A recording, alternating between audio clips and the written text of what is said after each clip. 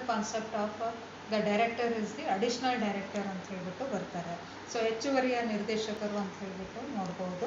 So when you say additional director he is a person who will be holding on additional charge ಅಂತ ಹೇಳ್ಬಿಟ್ಟು ಇದರಲ್ಲಿ ಕಾಣಿಸುತ್ತೆ ಇಲ್ಲಿ.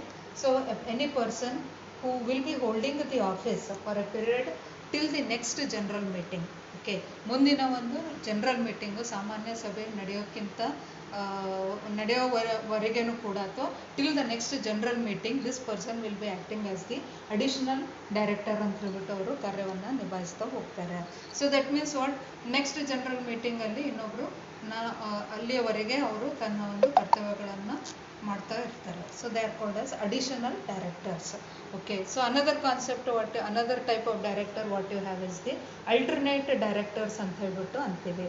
So alternate directors ಅಂದಿದ ತಕ್ಷಣನೇ they are those people who will be like holding the office ಅಥವಾ who will be working as a director.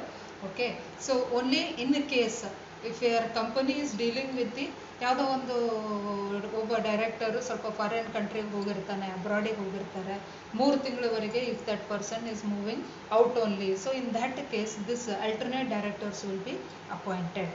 So alternate directors will be appointed. Clear? So that means ಇವು ಒಬ್ಬರು suppose say for example A and B R the 2 directors, A and B R the 2 directors. Okay, so in that A will be the person, A ವ್ಯಕ್ತಿ ಏನು ಮಾಡ್ತಾ ಇರ್ತಾನೆ, ಜಾಸ್ತಿ ಅವರು ಅಬ್ರಾಡಿಗೆ ಹೋಗುವಂಥ ಒಂದು ಅಬ್ರಾಡಲ್ಲಿನೇ ಇರುವಂಥವ್ರು ಅಥವಾ ವಿದೇಶದಲ್ಲಿನೇ ಇರುವಂಥವ್ರು ಇರ್ತಾರೆ ಅಂದಾಗ ಇನ್ ದ್ಯಾಟ್ ಕೇಸ್ ನಮ್ಮ ಊರಲ್ಲಿ ಅಥವಾ ತನ್ನ ಒಂದು ದೇಶದಲ್ಲಿ ಇನ್ನೊಬ್ಬರು ಒಬ್ಬ ನಿರ್ದೇಶಕನಾಗಿ ಕಾರ್ಯವನ್ನು ನಿಭಾಯಿಸಲಿಕ್ಕೆ ಅಂತ ಹೇಳ್ಬಿಟ್ಟು ಒಬ್ಬರನ್ನ ನಾವು ನಿಯೋಜನೆಯನ್ನು ಮಾಡಿರ್ತೀವಿ. ಸೊ ಅಂಥವ್ರಿಗೆ ನಾವೇನಂತೀವಪ್ಪ ಅಂದರೆ ಅಲ್ಟರ್ನೇಟ್ ಡೈರೆಕ್ಟರ್ಸ್ ಅಂತ ಅಂತೀವಿ.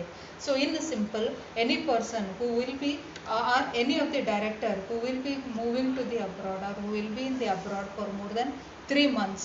So in that in his place or in his place another director will be working. So that person is called as the alternate director ಅಂತ ಹೇಳ್ಬಿಟ್ಟು ಅಂತೀವಿ.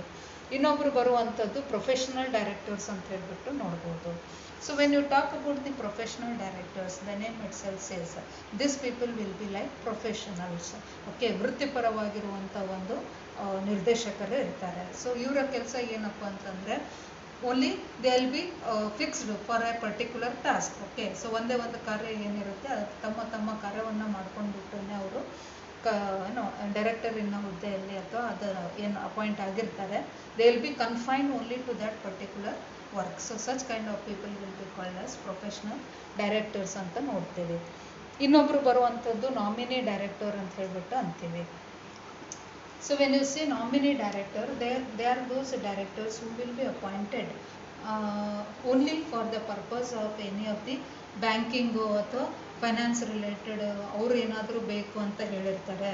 Okay, so they will be asking, so bankers will be asking for some nominee directors. Okay, ಒಬ್ಬರನ್ನ ಅವರು nominee ಬೇಕು ಅಂತ ಹೇಳ್ಬಿಟ್ಟು ಬ್ಯಾಂಕರ್ಸ್ಗಳು ಕೇಳಿರ್ತಾರೆ. So in that case this nominee directors will be appointed by the company. So they are those people who will be looking about the only for the finance purpose ಗೋಸ್ಕರ ಮಾತ್ರ ಅವರು ಏನು ಮಾಡ್ತೀವ್ರೆ ನಾಮಿನಿ ಡೈರೆಕ್ಟರ್ ಅಂತ ಹೇಳ್ಬಿಟ್ಟು appoint ಮಾಡ್ಕೊತೀವಿ. So another